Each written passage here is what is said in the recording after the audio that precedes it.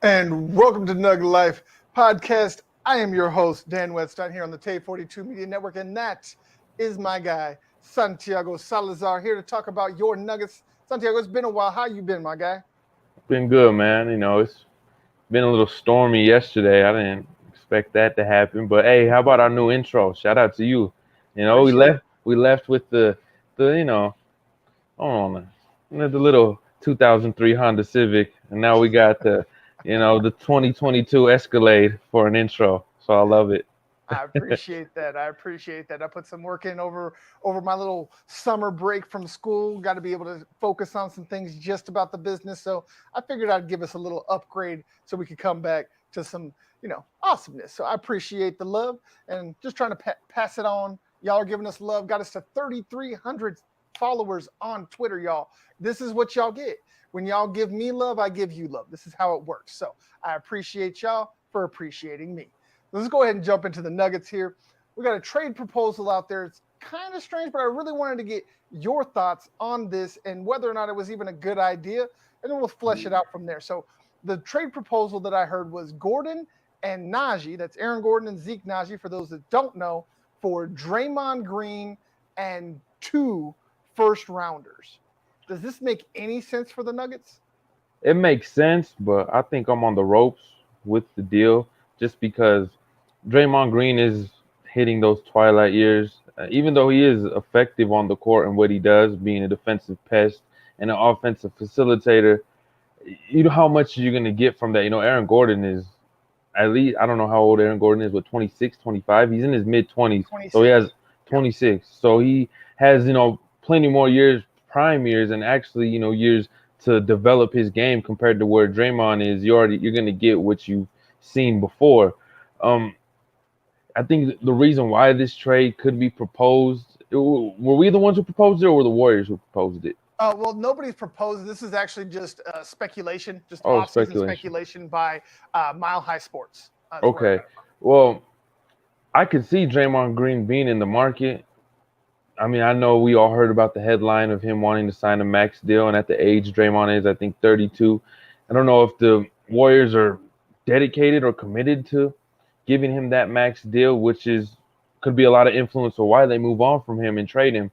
But I wouldn't want to see the Nuggets taking him. With Aaron Gordon, who hasn't played with Jamal Murray, MPJ, Nikola, with all those guys on the court, they haven't really had any games together. So I think the Nuggets should hold out on that and see what this core can do besides moving on from Aaron Gordon and going for Draymond Green, who is a dominant defensive player, probably the best defensive player in the NBA, who could guard 5-through-1, a hell of a facilitator. Just he doesn't bring a lot of offensive game, which you got Nikola, MPJ coming back. Jamal, I don't really think you need that offensive game. I would rather have Aaron, though. I think Gordon complements Nikola Jokic's game more than Draymond Green complements it. You need scores around Nikola Jokic, and Draymond Green, I think, wouldn't really be the best complementary piece on the offensive end. Yes, agreed. My biggest thing is you're giving up not only one young asset that you have control over for several years. Let's not forget that they just re-signed Aaron Gordon to a massive $90+ million extension just over a year ago.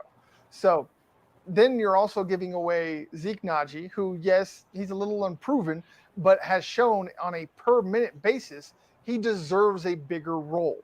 And he's finally going to get that this season. So I'm of your camp. I don't like giving up 2 young assets that are 26 and younger for a 30-plus-year-old man that really you're not moving the needle anywhere other than defense. When it comes to comparing Aaron Gordon to Draymond Green, offensively, there is no comparison. Outside of assists, that's the only thing that Draymond has on Gordon. He's a better play creator than Aaron Gordon is, but that's not Aaron Gordon's job. They don't need Aaron Gordon to do that because they already got Jamal Murray and Jokic to do that while he's on the floor. So the only needle you're moving is defensively, and it's not really by that much. When you compare the two, when it comes to steals, Draymond sits at 1.4 for his career. Aaron Gordon is just half that at 0.7. When it comes to blocks, it's only a 0.4 difference per game. The Aaron Gordon's at 0.6, Draymond's at 1. Turnovers, actually, Gordon's better at protecting the ball. Gordon only gives up 1.5 turnovers to Draymond's 2.2.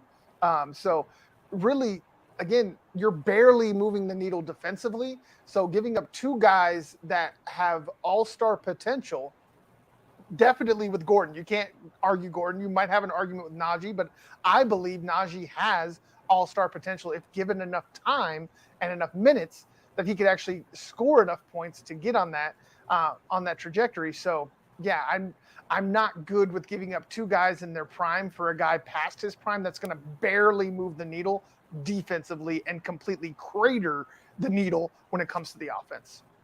You know, if that trade ever happened, it's not likely to happen, but if it ever happened, I think I'd look more forward to the 2 first-round picks, knowing the fact that the Nuggets don't really have any first-rounders in the near future. Or they do, but I might be getting the Nuggets and Broncos mixed up with all those picks the Broncos trade. You're right. The Nuggets first rounders are worse off than the Broncos. After this year, the Broncos get all the rest of their first rounders going forward. Yeah. They've only given up to their first rounder up until 2023. So the Nuggets, I think in the next 6 years, they have like 2, maybe 3 first rounders. And that's only because of the rule that does not allow you to have back-to-back years without a first round pick. Like that's the only reason they haven't given up more than what they already have. And, you know, plus with how great the Nuggets scouting department have been through the last few years, I would look more forward to first-round picks than a 32. I wouldn't say washed up. He's well past his prime. He's still effective on the court. But have we ever seen him in a system outside of Steve Kerr's and the Golden State Warriors? How would he perform outside of that? So I think it'd be a bigger task of Draymond Green, or a bigger, not task, but what would you call it? A more of a, he'd definitely have a bigger role offensively. Bigger role. He does. Yeah. And, well, he hasn't played outside of a team that doesn't have Steph Curry, Klay Thompson, some of the most top shooters this league has ever seen. So how would he perform in a team that, you know, the Nuggets have knockdown shooters. MPJ has one of the sweetest strokes. You could include them with the group of guys I just said. But he's not, you know, on NBA historical rate. How would Draymond Green play with guys who are in a tier before that? Because no one on this team besides Jokic is on that Klay Thompson, Steph Curry, NBA historical status. Yeah, definitely. Jokic is the tier 1 player. If you want to go by tiers, it would go Jokic number 1 by himself in tier 1. Tier 2, you might be able to slide Jamal Murray into it and MPJ. And then tier 3 is where you're going to get Aaron Gordon. And then everybody else on the roster is tier 4 or lower. Yeah. So there's definitely a difference in talent going from Golden State to Denver, even though I don't think it's as big of a drop as a lot of people have made it. And we'll get into that actually here shortly. But yeah, I don't like Draymond anywhere other than Golden State.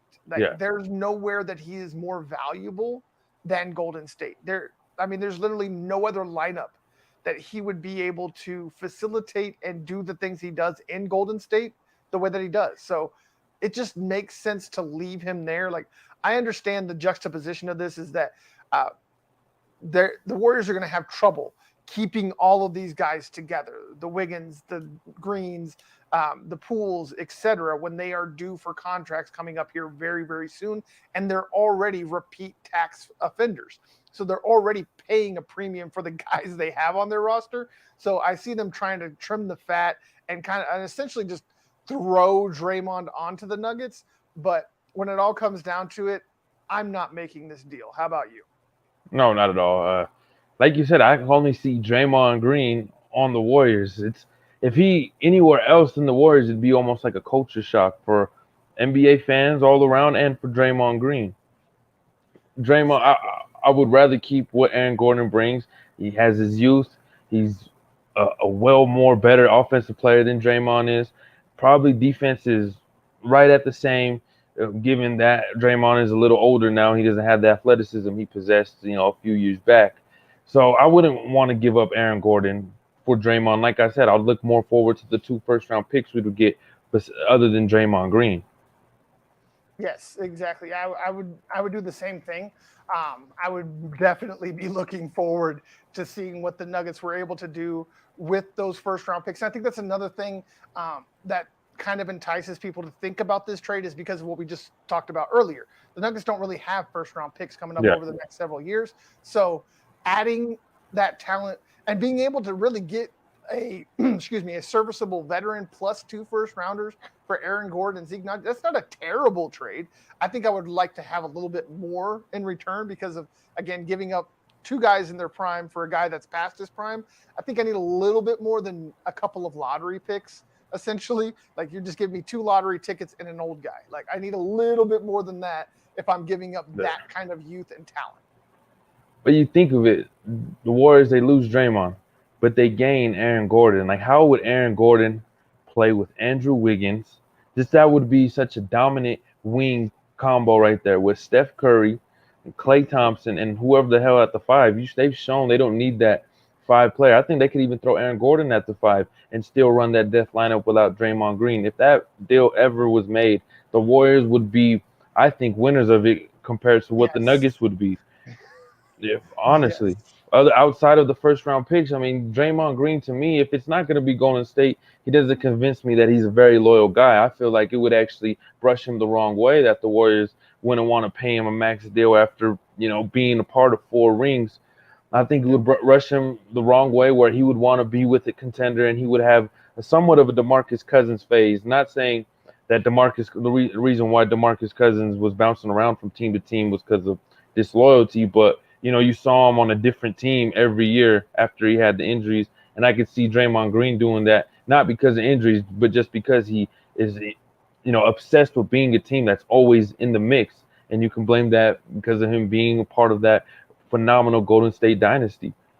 Yeah, I agree. I think it would be a little bit disrespectful because I mean he has taken some haircuts in the past to get to like to bring in a Kevin Durant or to give Klay and Steph their max extensions. So Yeah. I think he's done enough in the trenches to earn at least a max, like a 2-3 year max deal. Like I think he's earned that. And yeah, like you said, it'd be very disrespectful for them. But I mean, I guess I wouldn't say very disrespectful. I would say it would be disrespectful, but at least they were sending him to a contender. So it's not like a Cousins where he got traded from a contender to a bottom feeder. And as we all know, winning cures all. And so a player is going to naturally play differently on a good team as opposed to a bad team. That's just how it is. It's how humans are wired. When we feel like we're the only ones contributing, we don't really give 100%. I think we can all admit to that whenever we feel like we're being used or we're just that guy that's just being pounded on and everything's just piling on your shoulders, eventually you get tired of that. And eventually you want that weight off your shoulders. And so when you do go to another place that you get some of that off of your shoulders, all of a sudden there's an extra pep in your step. All of a sudden you can run a little faster. You can jump a little higher. You can dribble a little better, whatever the case may be. It's just a natural human reaction going from a bad situation to a good one. You're always going to be better in the better situation. It's just how it works. But speaking about situations and places people have been put, the Mile High Sports here in Denver ranked Denver 3rd most talented in the West. So with that being the case, do you agree? And where would you rank Denver? See, this is the thing, man. You know me and lists. I'm so terrible at them. Like a couple weeks back, we did the point guard list, top 5 point guards in the league, and man, I just had such a rough time. I think you remember that took me like 10 minutes just to come up with a 5 player list. That is Um, all right. I don't think it's that I hate lists. I think I hate ranking them because there's I so got much you. talent in the Western Conference. Now, if we There can really go off is. of favorite, I think favorite is you know more of a personal thing where you don't have to critique to outside standards. Right. But the goal, there's so much talent in the West. As I was saying, I would put. They said the Nuggets at 3. Well, who was ahead of them? Who was ahead of them? I just want to hear their list real quick. Golden State Warriors were number one. And really, Denver was technically tied for second. The Phoenix Suns are 2A, and the Nuggets are 2B. Okay. Because they used a point system. What they did is they ranked each player on a tier. They used the same tier as the guy from the Athletic. Sorry, I forgot his name. Seth. Yeah. Seth, what the heck's his last name? Dang it. Seth Partnow. There we go. Seth Partnow from the Athletic uses a tier system where he assigns so many points for a tier 1, tier 2, tier 3, 4, and 5 player. And obviously, tier 1 is the best players. Examples, Stephen Curry, Nikola Jokic. Those are tier 1 players. Tier 2 players, those are like Chris Paul, Devin Booker. Tier 3 would be like Draymond Green, Klay Thompson. Tier 4, Andrew Wiggins, Jordan Poole. Tier 5, like a Kevin Looney, Jay Crowder, Cam Johnson. To give you some comparison of what these are. And for the Mile High list, the Golden State Warriors got 27 points because Steph Curry is a tier 1. They have no tier 2. Tier 3 is Draymond Green, Klay Thompson. Tier 4, Andrew Wiggins, Jordan Poole. Tier 5, Kevin Looney. Then you have the Phoenix Suns. At 22 points, they don't have a tier 1 player.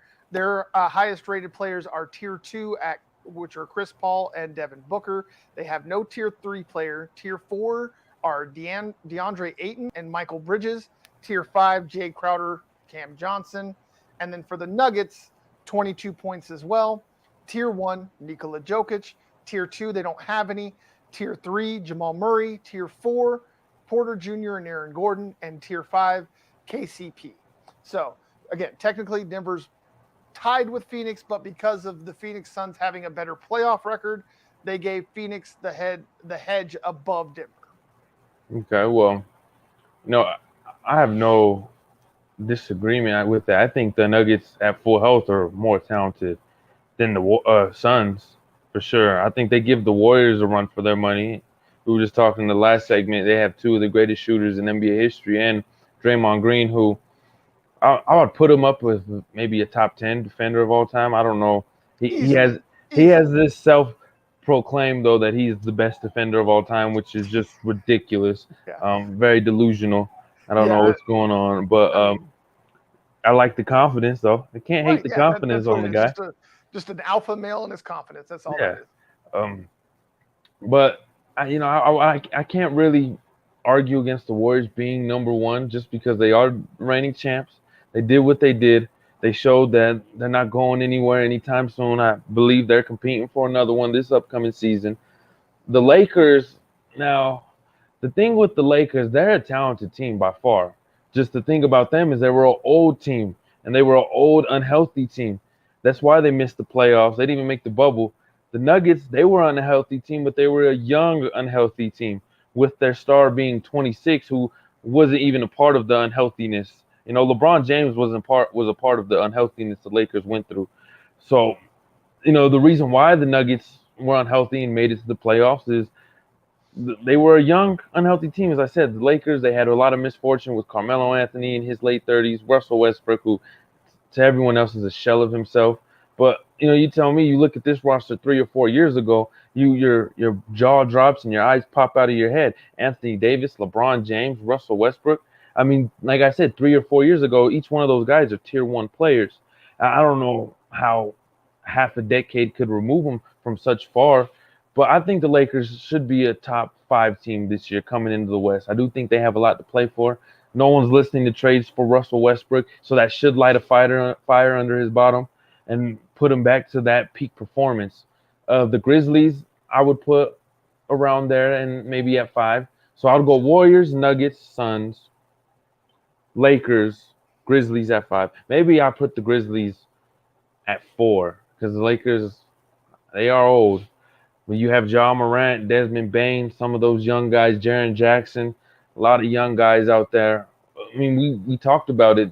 The Grizzlies lineup was younger than the Miami Hurricanes lineup this year, and they made it to the Western Conference Finals.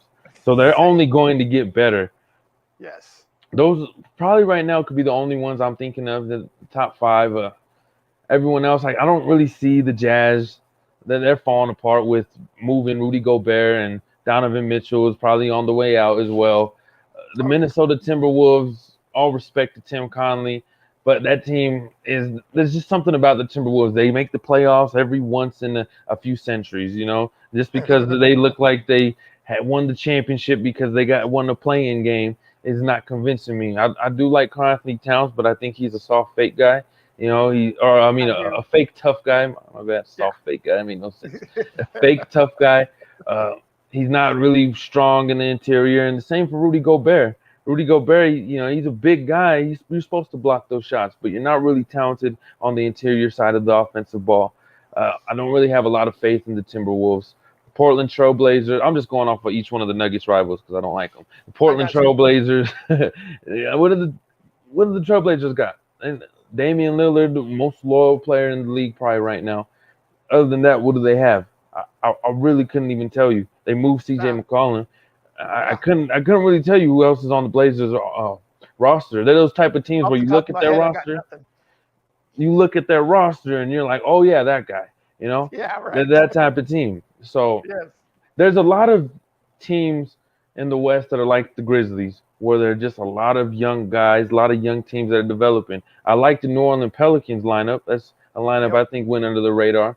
We kind Very of much. forget Very much. Zion is on that team. Zion Williamson, who missed a whole year, who should be looking better than ever, seen in some recent social media posts.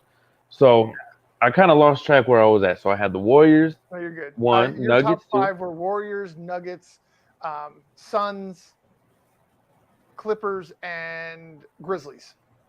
Lakers. Lakers, yeah. Sorry, Lakers, Lakers Lakers, and Grizzlies. Grizzlies. Yeah, Lakers and Grizzlies. I'm gonna Were your put top 5? I'm gonna put the Pelicans at 7. I like the Pelicans. They almost beat the Suns, or they took them to 6 games at least in the first round playoff Yeah, series. they gave You them know, everything they had. Yeah. you, the reason why they were so bad. Kids walking around in the background, but the reason why they're so bad is because they started off the season on a historically bad pace. But then after I think the 20 games, they were able to pick it up and they win over at least 10 games over 500. And that's the Yep. only way a 36 and 46 team could make the playoffs. Yeah. I'm actually going to show even more love to New Orleans than you did. My top 5, I have to give it to Golden State because just like you, when you're the champion, I got to leave you at number 1 until somebody unseats you. Yeah. If you're sitting on the throne until somebody else is sitting there, I got to give you the number 1. And I mean, then also, like you said, they got Clay, Steph. I mean, the list goes on with the talent they have. So yeah, obviously them number 1 in the West. I agree with you. I think I put the Nuggets 2. I put them over the Phoenix. Yes, Phoenix has been the better team, but they've also been the healthier team Healthier over team the by last couple far. of years. Yeah. So I think that if all health is the same, the Nuggets are the more talented team. They have way more shooting, way more depth. Everything is better across the board. Again, no disrespect to the Suns because I'm gonna slot them at number 3 right behind them. It's just it is what it is, brother. When people are better than you, they're better than you. You don't get to be mad about it. So the Phoenix Suns at number 3, number 4. I'm actually going to give it to the Clippers. I like their lineup better than the Lakers. It's younger. It's more explosive. You know, better shooters all around. Just a better roster. And then my number 5 is the New Orleans Pelicans. That's who I'm going to slot in at number 5 on the best of the West. That roster is way underrated. And with, like you said, with Zion coming back, they're going to shock some folks. It's like I said last year about Cleveland. Everybody laughed at me when I said, look, y'all better look out for Cleveland. They're going to make some noise. They're not going to win a championship. They're not going to win a playoff series, but they're going to be way better than anybody expects. And look what they went out and did. I am calling it this year for the Pelicans, even though they were definitely better than Cleveland was last year when I made the prediction, but that's the type of leap I see them making is going from that barely a contender to you got to watch out for these folks. They nasty. What I think the Pelicans' problem was, and I don't think anyone would ever think of saying this, but they missed out on Lonzo Ball, letting Alonzo Yes. Ball walk in free agency.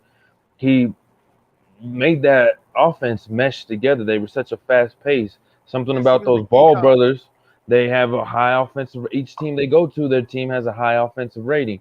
LaMelo and Lonzo, they know how to run that point, and the Pelicans missing out on Lonzo this past season, not wanting to pay him, which you can't blame him because Lonzo didn't have the best kind of year, but I don't think he really wanted to stay in New Orleans much longer. I do think he wanted to let his wings fly and go somewhere else, even though it would be his third team he was joining, but he flourished in Chicago before getting hurt.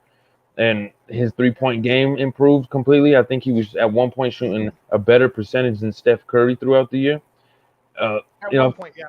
if you think if the Pelicans kept Lonzo, they at least win 40 to 45 games, and they don't find themselves as a bottom feeder in the West. I agree.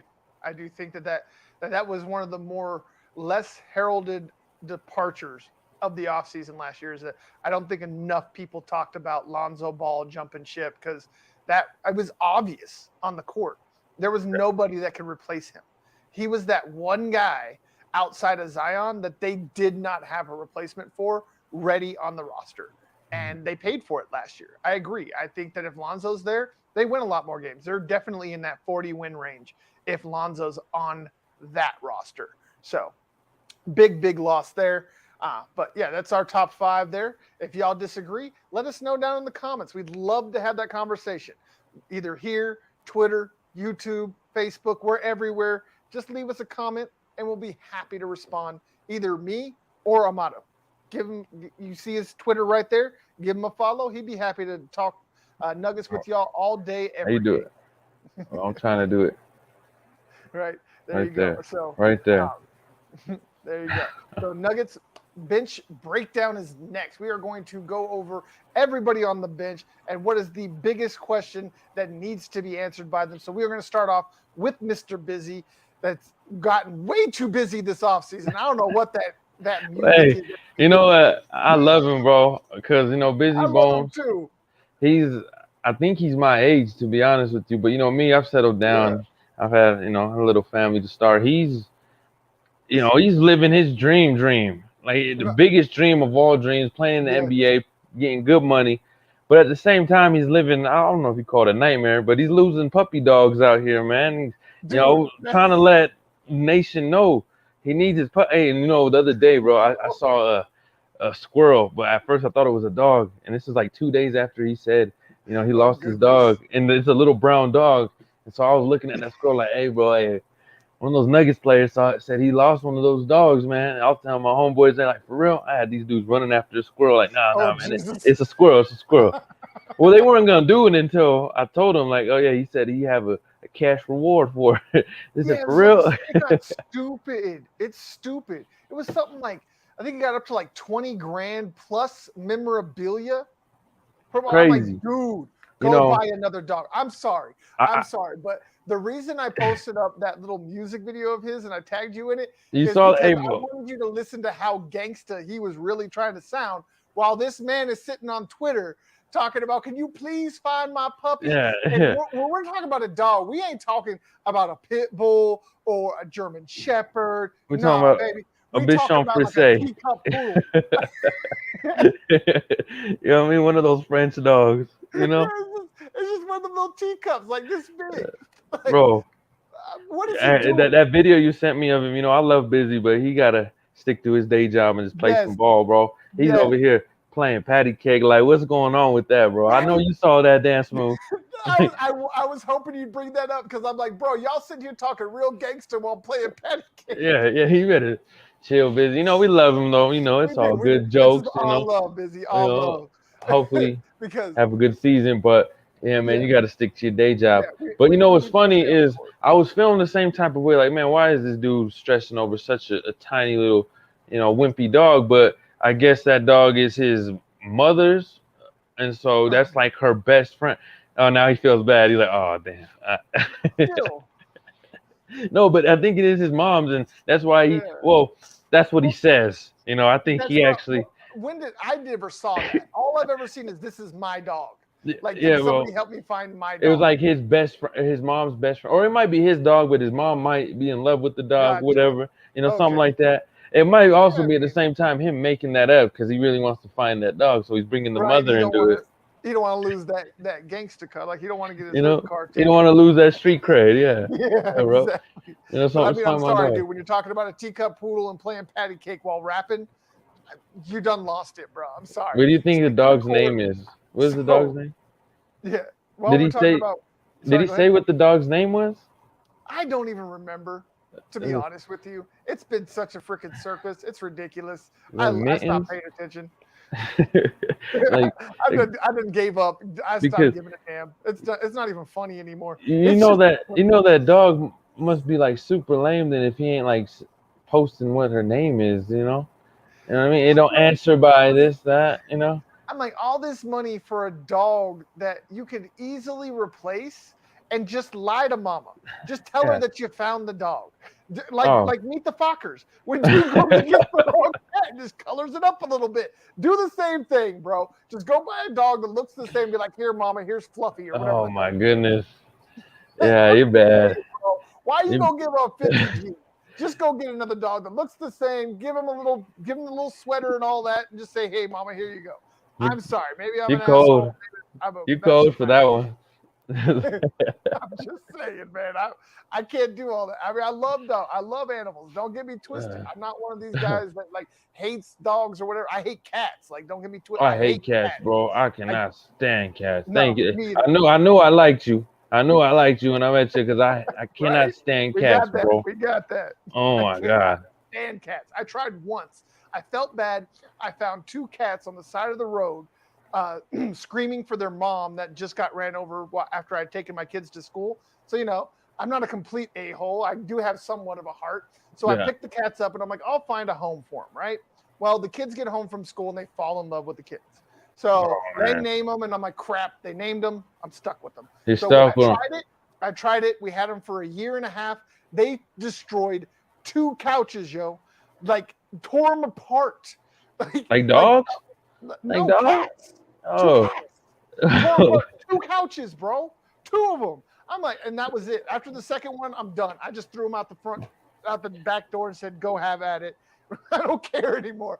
Damn. Call it cruel or whatever. They had their claws. They weren't declawed or anything. So, they could protect themselves and they knew how to hunt. They'd always bring us birds. Leave them on the front. And you brought a damn a woods cat from from the woods. They were kittens. I got them bitty. We had to bottle feed them. They were that young. Goddamn. When I found them, like we had to bottle feed them and junk. So like, I don't understand how they were so wickedly wild.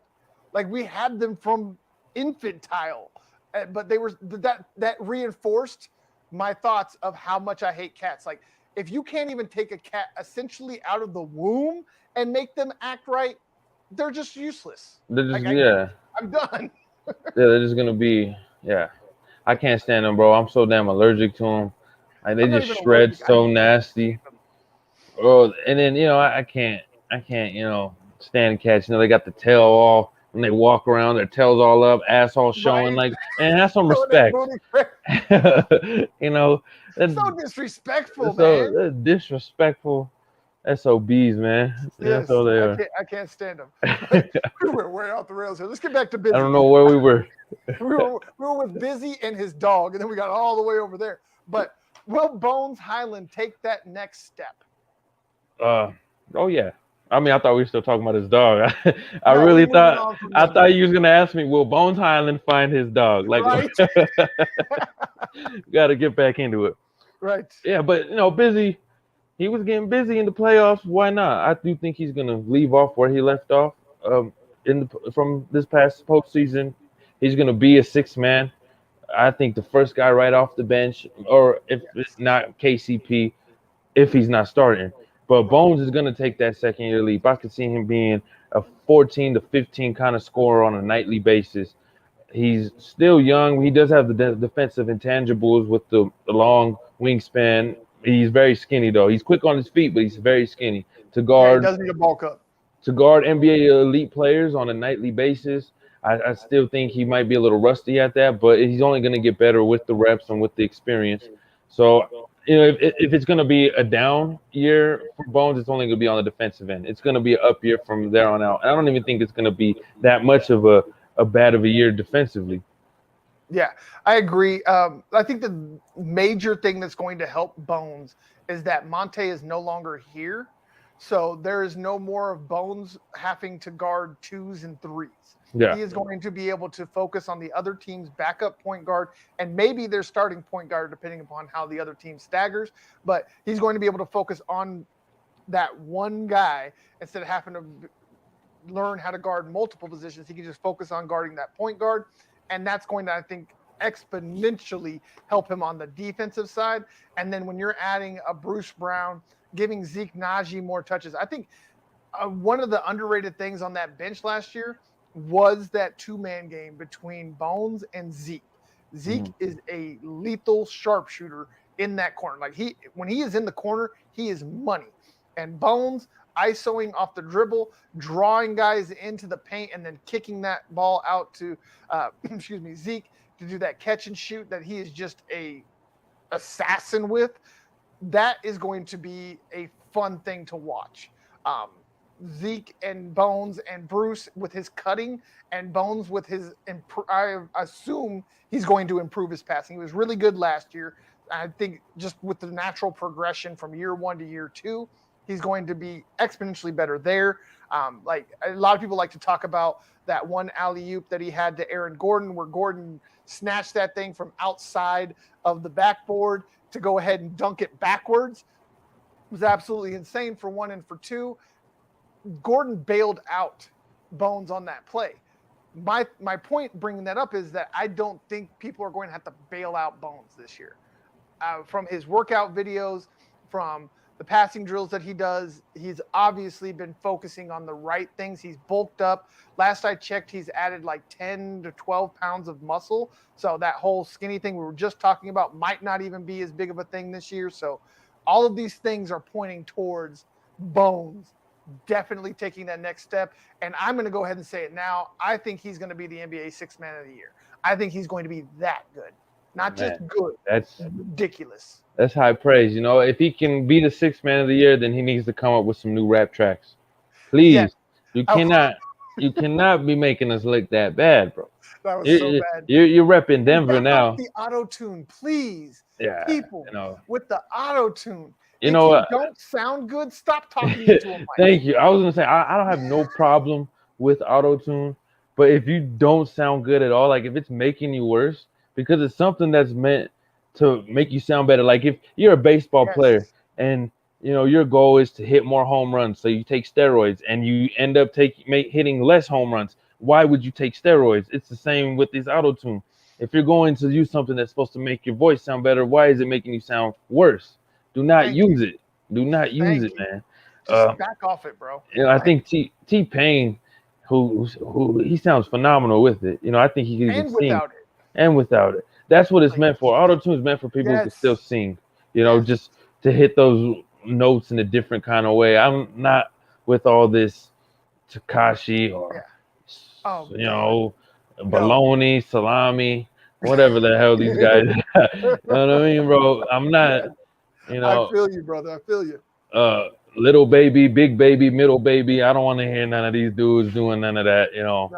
I'm not gonna lie. I listen to some of the music, but some of it where it's so atrocious. It's the auto-tune, bro. Like just stick to your normal rap voice. That's all. Exactly. I'm with you 100%, brother. Like this new music, maybe it's because I'm getting old. Like you don't get that excuse. You're not old yet. Maybe it's because I'm getting old. But like this new music, bro, I be feeling like I'm a 70-year-old grandpa sometimes.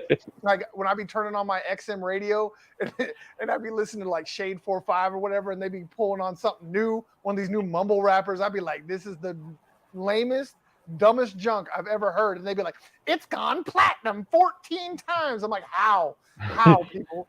Just how? You know what it is my generation, they're like almost like babies. So babies, you give a kid a movie or a TV show to watch, they're gonna over and watch it over and listen to it over and over. A lot of kids my age, bro, that's how they are, you know. And Yes. 22, 21, 23 years old, a lot like that. And so, you know, I'm a fan of all music. I was raised off with my grandma and my grandpa, so you know they kind of, you know, we weren't allowed to listen to new music when I was a kid, so that's all we listened to was old music. But by the time I got to my teen years and adulthood, that's all I listened to was just the new stuff. And You're already so, an I old mean, head. I don't hate on it, you know, but at the same time, there is really bad music where it's like, this is just a slap in the face to generations before, you know. Like there was bad music before, but at least they were playing instruments and they were trying. It seems like They were trying now, something new. It wasn't you just know, trying to copy somebody. Like, now it's like you're trying because you think this is what people like. You're not making it because of artistic value. You're making it because this is you think it's gonna blow up, and you know some junk does blow up, and it makes you wonder how. right, exactly. But I hope And Bones doesn't because that is, he you just needs to know, stop, I bro. love That you, is Bones, so but bad. F Yes. minus. Love you busy. Yes. F minus is a good grade for that. And yes, we are having too much fun because that's how you have to do this junk. If you're not having fun, you're not doing it right. That's all I got to say on that one. So, um, You speaking sound like of Adam keeping it Sandler. busy and moving along, could newest edition, one of the newer editions, Bruce Brown. A lot of talk about how his defense is going to change this team, but there's even some people talking about he could be the backup five. Do you see that as a possibility? I could see him as a backup, whatever. He's a Draymond Green type of player, guard 1 through 5, especially with the weaker Like it. centers nowadays. You don't really have a dominant center. Denver and maybe Philly, those are probably the only real dominant centers. Maybe you could put Giannis and categorize him as a center. I don't know. I see him more as a 4. But Bruce Brown, I think he can play backup point. And I don't think he's going to do that because it's a lot of responsibility playing point guard on the offensive end. But when it Yeah, that's comes to the only job. defense, he could guard the 1, he could guard the 2, guard the 3, the 4, the 5. I really think Bruce Brown should be that guy, that secret weapon guy who he's just sneaky good, where you could guard him on the opposing team's best player, and you know the other team wouldn't even know who this guy's name is. Those guys are so valuable because in a middle of an 82 game season, when you need to rest someone like a KCP or you know someone who needs just a night off, you can throw Bruce Brown out there and he can put a lot of damage. And his offensive game has improved the last season. His numbers in the playoffs, I know the Nets got swept, but he was averaging 14 points per game and he was shooting a 3 point ball, The I think, at a one guy. 40% clip. Yes. Yeah. No, I agree with you. I think he is the perfect small ball center. Like, do I want to see him out there against an Anthony Davis or JaVale McGee? No. But against a Draymond Green, yeah. I would love to. I think that's the reason he's here, is he is here to take on a Draymond. He's here to take on a Patrick Beverly. He's here to be the pest to the pests. Like, Yeah. and I love the Draymond Green comp because that's what I've always said. Bruce Brown is like that Draymond Green light. He's a little bit smaller. He's much more athletic, much quicker, much younger, and his hands are almost as good as Draymond's. Those hands of Brown are almost lethal. Like they're Bruce Lee-esque. Like them things is quick. Yeah. And so him on the defensive end, definitely 1 through 5, especially against small ball lineups. The Wizards, the Bucks, or not the Bucks, the Timberwolves, when they go small and they take Cat off the floor, and Well, the rest I of don't these know guys. what the Timberwolves are going to be Miami. doing with Cat and Gobert now together. They Oh got yeah, their now twin with tower Cat set. Gobert, yeah, yeah. I guess Yeah. there's not really a small ball lineup there, but Miami's another good example of a team that he would be perfect as the backup 5 for. So Golden no, State. Golden go, State. Yeah. yeah. I mentioned them a couple times. Golden State Warriors, Atlanta's another good one. They don't really got a dominant big man. Like I said, Miami, Orlando's another good example. So yeah, I mean, there's a lot of lineups. I think him and DeAndre Jordan are going to be the 2 5s off of the bench, and it's going to depend upon who they're playing. If they're playing another big, they got 2 good bigs. Then you're going to see DeAndre out there a You lot know, more. and When that's the signing that hurt me the most was signing DeAndre Jordan. Not that I don't like Yeah. DeAndre Jordan. I do love Leon, especially in his Clipper days with Lob City and Oh you know, God, yes. him and Blake Griffin being that Batman and Robin duo with Chris Paul leading the way. It hurt a lot that we had to let go of Boogie. You know, I see he's It still did. free agent, but I do think Boogie Cousins is looking for his best payday he could possibly get before he hangs up the gloves He hasn't been because signed yet, has he? he's still free agent. I saw a couple of days ago, Yeah. um, and it was crazy because I was looking at some of these stats from when DeMarcus Cousins was a New Orleans Pelican, and he was having numbers like 40, 22, and 8, 42, 25, and 4. Like he was having Nikola Jokic numbers, but on steroids with the rebounds, bro. And Yes. it's just so crazy how bad an Achilles injury, I think he had even an ACL injury, also how fast he could just go downhill with the guy in his playing style. So I hope Cousins does get that a payday for sure because he doesn't have many years I think in the league left concerning with the injuries he's been through. He's in his early 30s, but we've seen guys retire, younger due to injuries. Right. So I hope Cousins does get that payday, but it just hurt because the way he was playing in the playoffs and he was clutch. He showed up when we needed him, and that's what I think the Nuggets really need right now. Still, is a clutch player.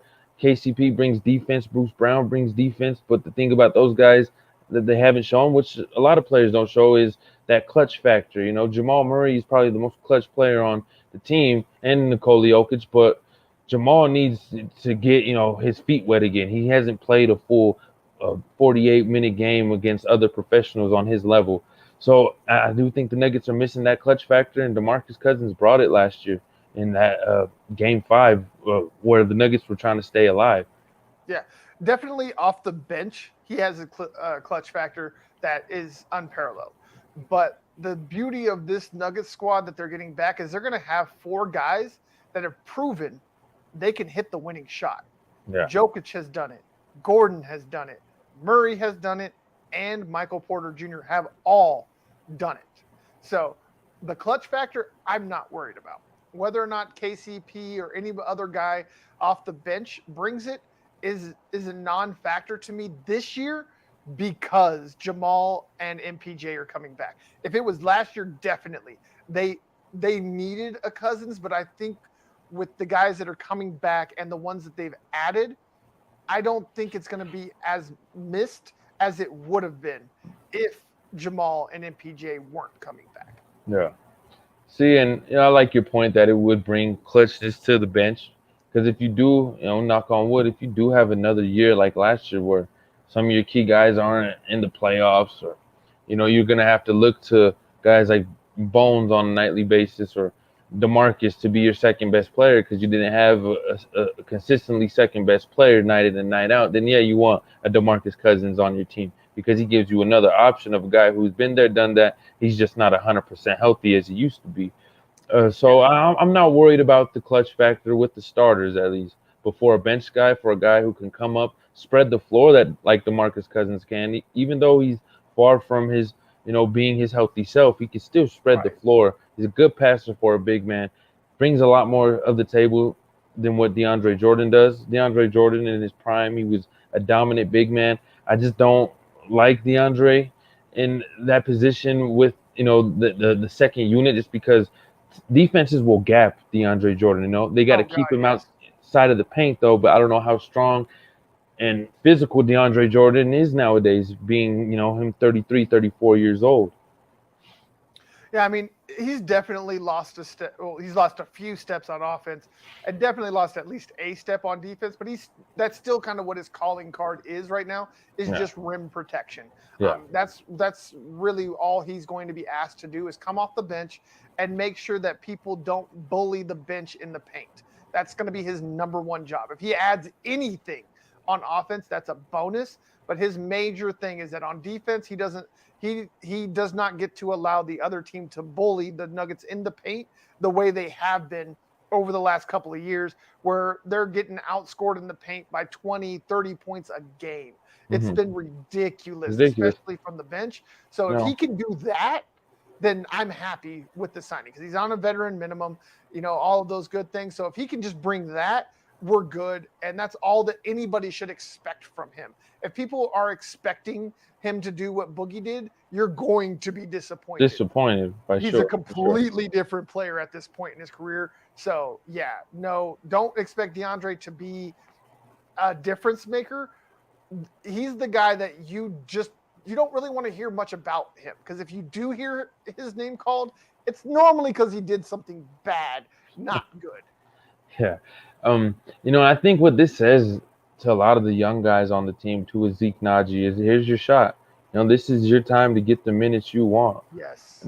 When our main guys on the floor, being Jokic, this is your time to go out there and ball up. The same with Bruce Brown. I could see a lot of small ball lineups being ran just because there's going to be a lot of nights where DeAndre Jordan is just not going to be fitting or meshing with Yeah. that system, and He's going to be a so healthy scratch a lot.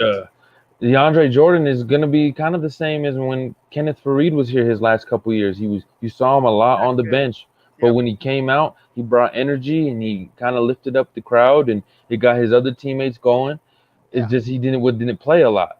So I think should be a good thing for Zeke Naji that the Nuggets haven't really gone out and got anyone other than DeAndre Jordan for that 5 position. I know Naji is more of a stretch 5, stretch 4 player. He's not the big, strong guy inside. He looks like Jaden Smith, for crying out loud. I don't know who's intimidated by him, but he do look like a jet. He does, man.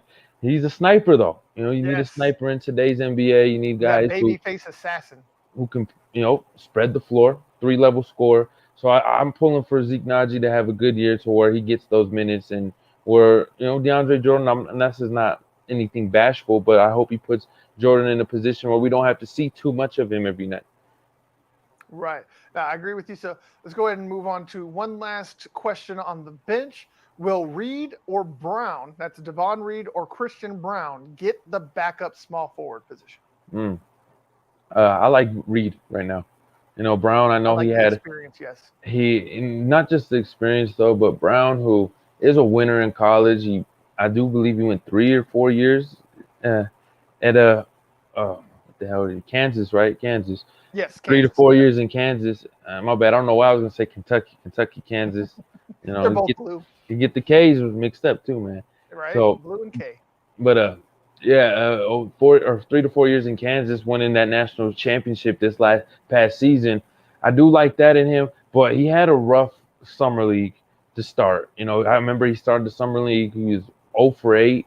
It took him his 9th shot from 3-point line to actually hit, so he went 1 for 9. That was when his first 3-point shot, and that's against bench warmers, guys who aren't going to be on a roster next year. So I think he might have a little slower get going for a rookie, which is fine. It's his rookie season. I do think as he gets used to the game and the speed of the game, he'll get a hang of things.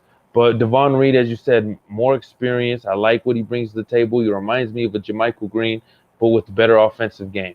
And so, Devon Green, he is a warrior. He's a guy who everyone counted him out. He worked his tail off in the G League, got another contract, got that first 10-day by the Nuggets, and a second 10-day, then a third 10-day. Then he was signed on for the rest of the season, and now he's back for a second season. So I love a guy who has grit like that. He wants to play ball, and he doesn't look forward to losing his role.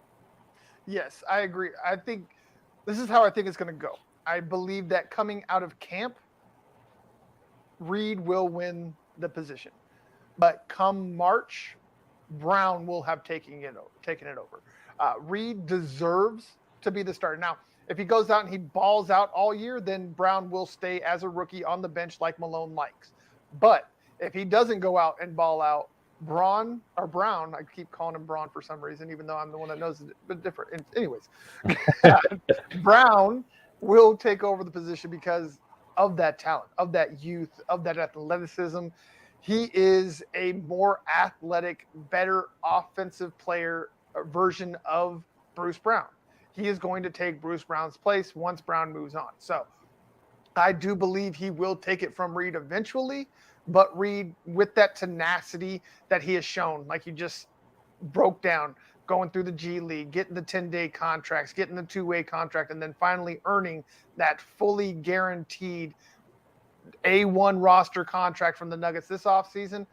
I love the story. I love the arc of that story. I would love to see it culminate with him getting all those minutes off the bench, and hopefully he runs with it. But I don't see how he is going to be able to hold off Brown the whole season. Nothing to do with him. Not saying that he's going to do anything wrong, but I just really, really like Christian Brown. And I think he's way beyond his years in maturity and athletic ability. And I just don't think that Reed's going to be able to hold him off the whole year. Definitely. And I think the thing about Christian Brown is the reason why you drafted him in the first round, the reason why he was your first round draft pick. He's 6'7". He has good length. I think the same thing with Bones. He is still, he's a kid. He just drafted out of Kansas. He doesn't know this level of play. He's not, the physicality isn't there, but give him a year or two, it will be. And he's a knockdown shooter when he was at Kansas. So it all comes with experience. Not everyone is a Cade Cunningham or a Right. LeBron James or Anthony Edwards, where they're just these freaks of nature and they're mentally and physically ready to play ball at that high level right away. Not everyone's like that. Christian Braun's not one of those guys. So if he does have a good year, I think you still play Devon Reed though. Due to the fact that can increase trade value. So whatever the Nuggets are missing by the trade deadline, because not every team's perfect. There's always ways to be better, and if Devon Reed can be someone who can increase his value at the trade deadline, then he can be a guy who can help the Nuggets get more assets in the hole they need to fill. Yeah, I definitely think they could. If Reed has a good year, they could definitely get at least a second rounder, maybe a couple of second round. I mean, they just got two. They just got a first rounder and 2 second rounders for JaMychal Green. Yeah. So if they can get that kind of value for him, then I think they can get plenty of value for Devon Reed. I think with the center troubles we were talking about, this is a good year for Zeke Naji, but we'll see how he answers, the phone. How is he going to answer the phone when his name's called? Bruce Brown, I don't know if they're going to want to play small ball lineups more than 60 games this season, so I do think if they do trade Devon Reed, if he's able to have a good year, increase his value, it'll be for, a player trade, and it'll be most likely a big man. Right. No, I agree. So I think we're both under the agreement that at the very least, Reed's going to start the year as the first guy off the bench in that position, but eventually Brown is either going to take it over or he's going to get a bigger share of the minutes as we move forward throughout the season. And hopefully, I mean, like even if Brown, God, what I get that straight, Brown would actually nothing wrong with it, bro. Would actually take it over no matter what. Reed's going to be in the rotation. He's going to be in that rotation regardless of which one of those is the first one off the bench. They will both get their minutes as they go. It's also going to depend upon lineups, matchups, all of those things as well. They're all going to come into account. My grandma used to say, take a person for what they mean and not what they say. So I know what you mean, bro. Brown. I know what you mean, bro. Yeah, I appreciate you. That's a good phrase, and I think it's a good way to go ahead and wind this down. And I'm also losing my voice, obviously. I don't know why, but another great episode, man. I appreciate you for the Answers 42 Media Network and the Nug Life Podcast. I am Dan Wetstein.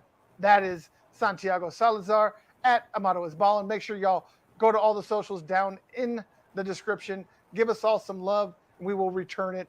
And as always, don't question the blue.